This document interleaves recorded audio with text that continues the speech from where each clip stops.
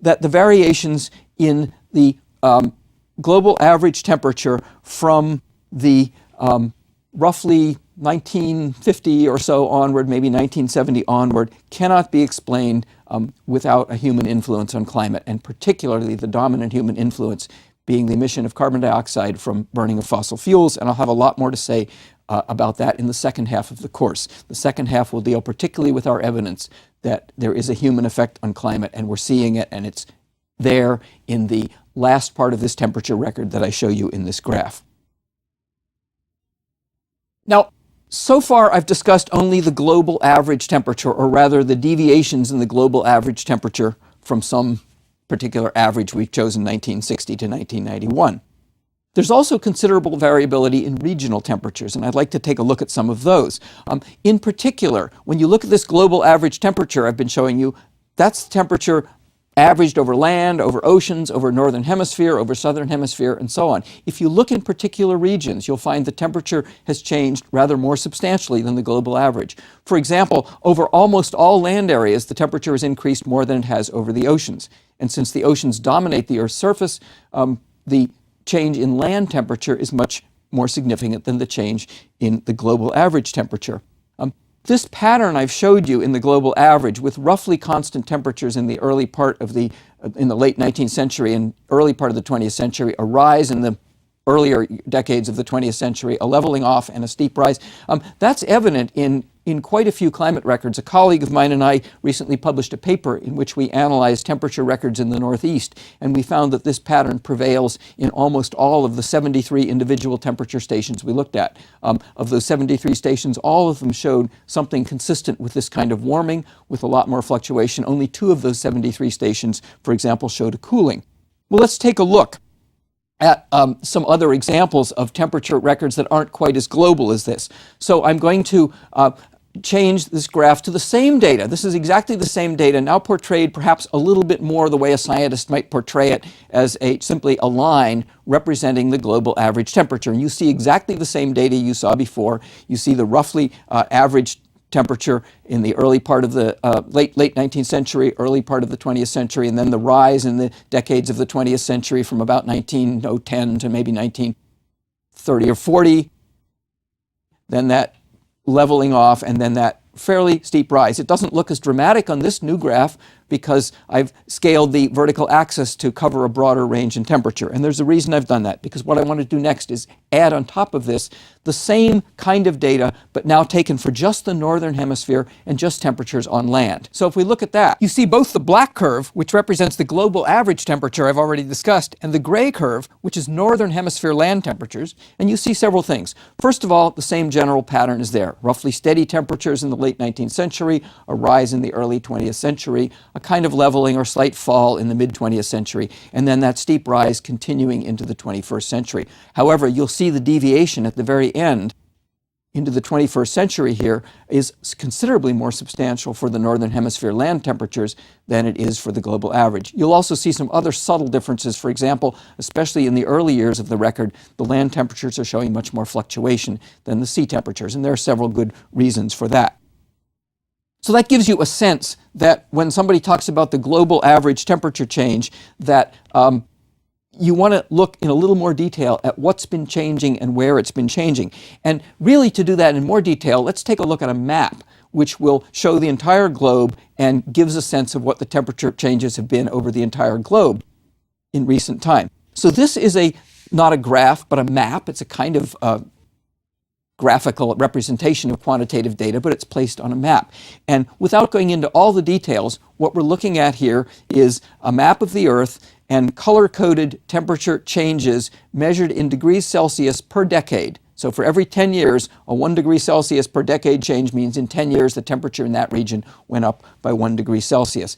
At the bottom is a scale, and we're not going to go into the quantitative details of the scale, but in the middle, the white colors represent basically not much change, maybe plus or minus 1/10 of a degree per decade. It's still significant, but it's not a huge change. In the far right, we're dealing with several degrees Celsius changes, the brightest red regions, and to the left, the blue regions represent places where the Earth has cooled. And the first obvious thing you'll notice is that most places have shown a warming. These are degrees per decade since the year 1950. So they encompass most of that region in the late 20th century and early 21st century when we've seen the most dramatic rise in the global temperature. And you can see very clearly that most of the planet has experienced a warming. You can see a few spots that have experienced cooling. They mostly tend to be in the oceans. You can see a place in the Pacific off the western coast of North America. You can see just south of Greenland there's been some cooling. There's a little place east of Asia where there's been some cooling. But most of the Earth's surface, including most of the oceans, have experienced some warming.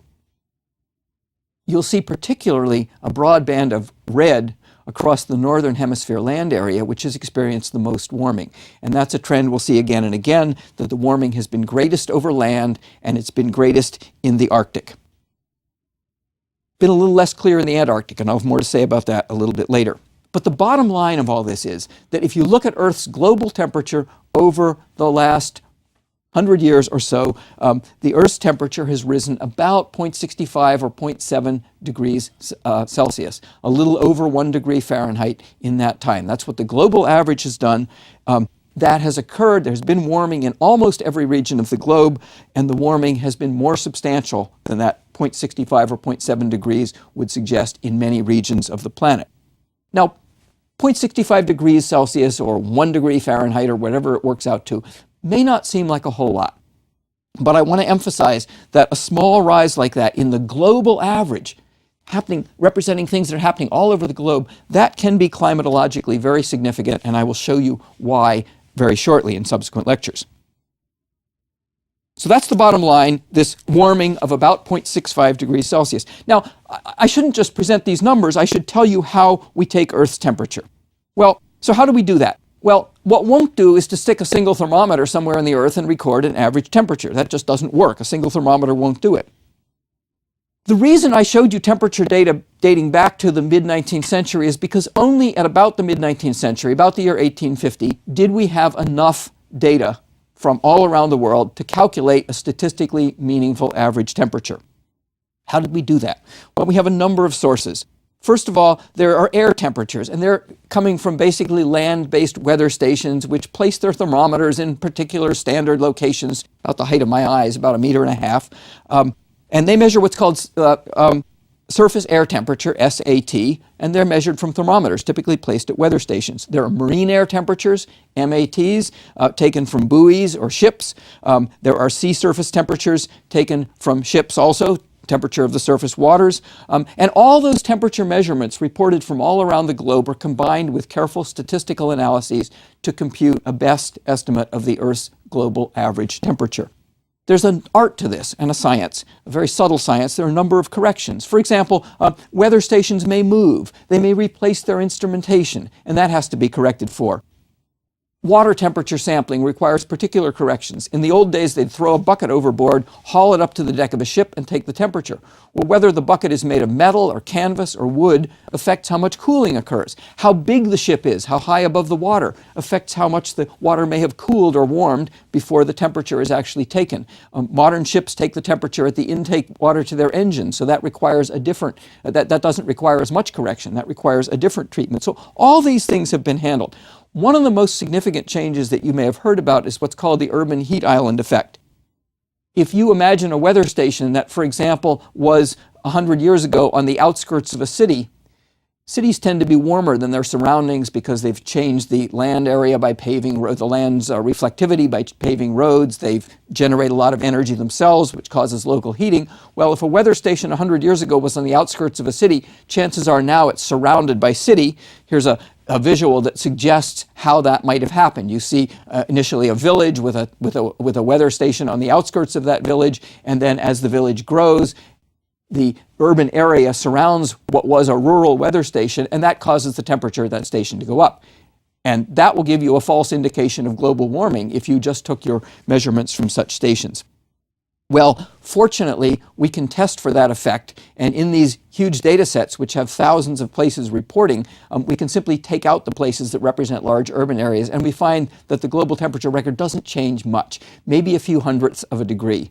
And some of the data sets that look at global temperatures correct for that, and some don't, but the point is everybody recognizes it isn't a huge correction.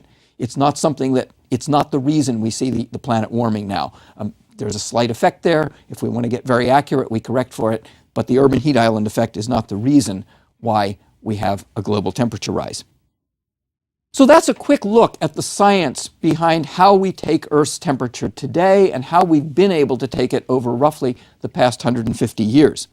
Now, I started this lecture with the question, is Earth warming? And the answer I'm clearly giving you now is yes, Earth is warming, but I haven't said anything about whether that warming is unusual, what things look like going further back into the past, where unfortunately we don't have thermometers to take the record. So I'll be saying a lot more about that in subsequent lectures. But let me pause a minute at this point in this first lecture and say a little bit about science and about public policy and about this course.